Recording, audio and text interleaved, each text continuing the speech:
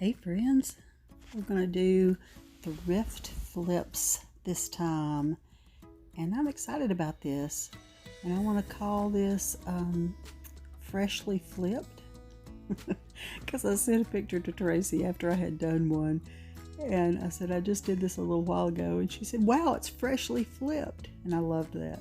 This little lamp was in Lauren's dorm room. Boy, she's married now and has twins, and she's a teacher.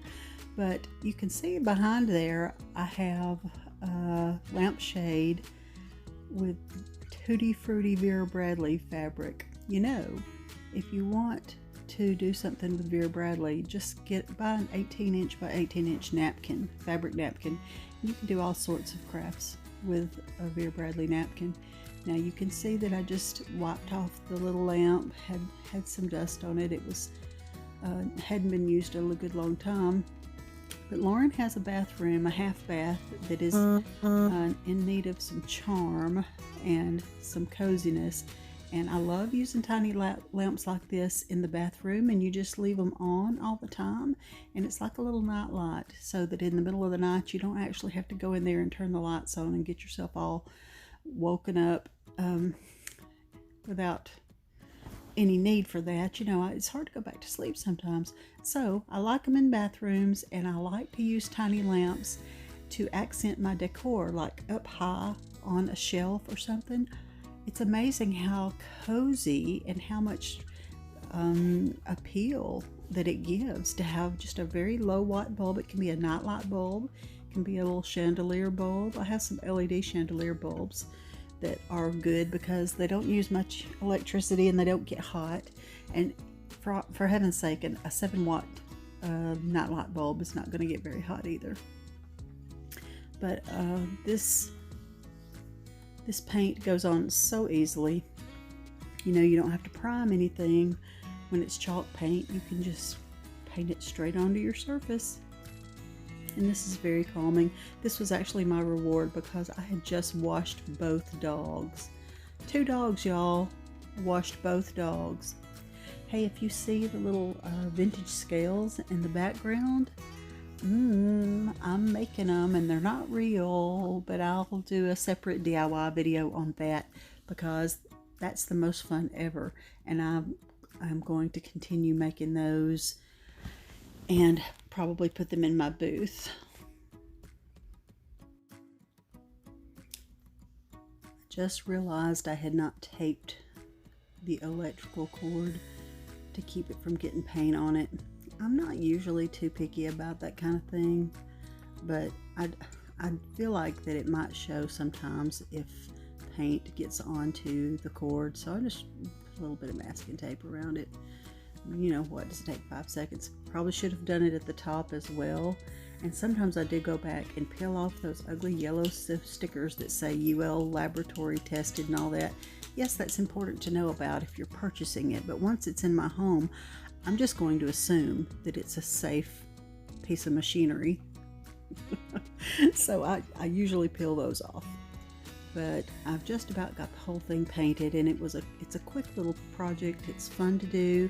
If you see the lamp in the background, that lamp was purchased just yesterday for $1.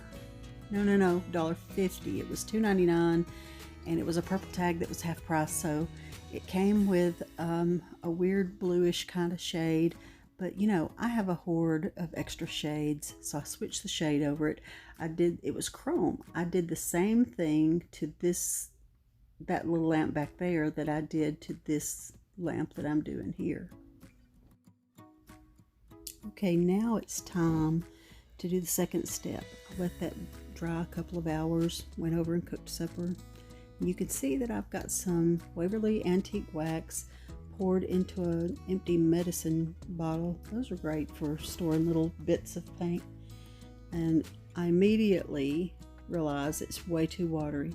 So I pour a little bit in there and realize that I have dripped a living ton of it onto my paper. At least it was onto the paper. Now I gotta clean all that up. I'm scraping it back into the little bottle, which, you know, it really doesn't matter. And now I'm going to be able to actually do the finishing. So I'll put that on there, kind of a section at a time. And I have found that, oh look, watch, I have to switch over to a box because I feel like I'm getting a little wild with it. So I switched into a box so I wouldn't get it all over the place. Probably should have moved that little Vera Bradley lampshade. But I didn't think about it at the time. Looks a little closer there than it really was, I guess. So I'm putting that on, and in sections I use cut up t-shirts and that kind of thing to wipe it back off. Working in sections is always the better way because it does dry and then it's not as easy to get back off. There I am wiping it with that's a piece of a pant leg that's soft t-shirt material. You can wet it again. Oh, I was just looking to see that I had somehow dripped a big glob of that straight concentrate wax on the brush. It was all over my hands, but I don't know how to do a craft without getting it all over my hands and everything else. I just honestly never remember or think about putting on a pair of gloves. I just jump right into something, and if I have to scrub the tarnation out of my skin to get it off later, that's just what I'm stuck with. I just do it that way.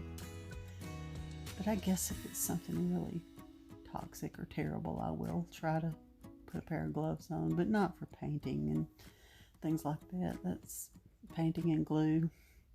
Those are not glove worthy. This is very calming and a lot of fun for me to do this stuff. And I try to do at least one craft a day. I can treat it as a reward, and it's also kind of medicinal for me.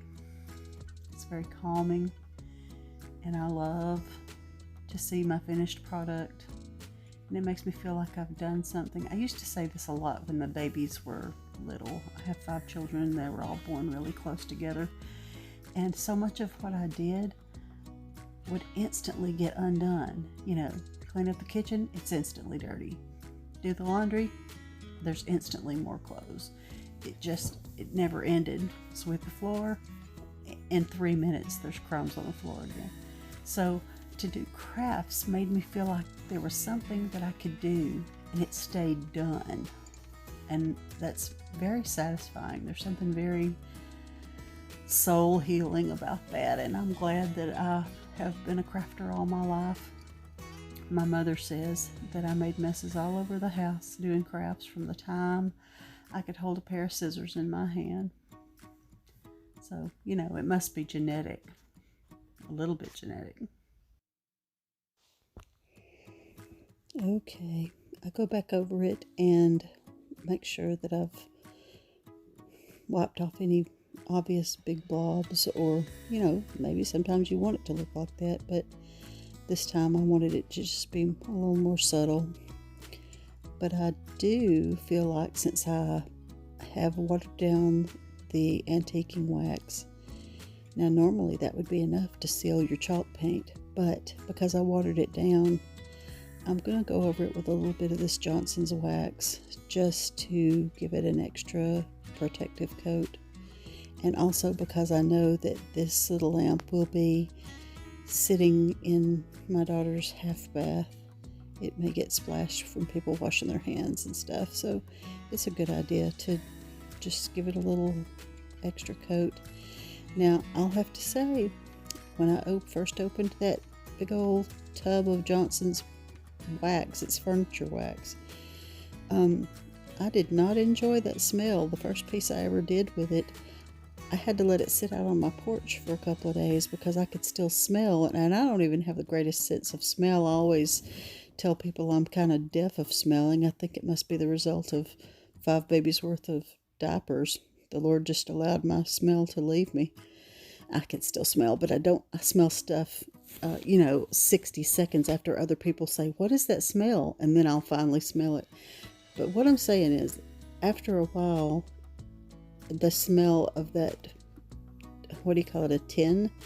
The smell of that tin is not, it doesn't bother me anymore, but if it did, you could put a couple of drops of essential oil on your piece of cloth that you're using, and that would help it not smell so strongly. Now we're going to see what it looks like. Oh, isn't it sweet? I had to turn off my task light so that would show up the best.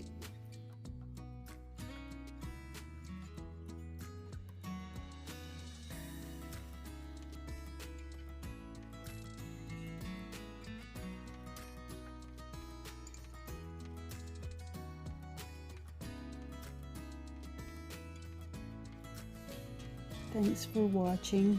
I so appreciate that you took the time to enjoy a little thrift flip with me.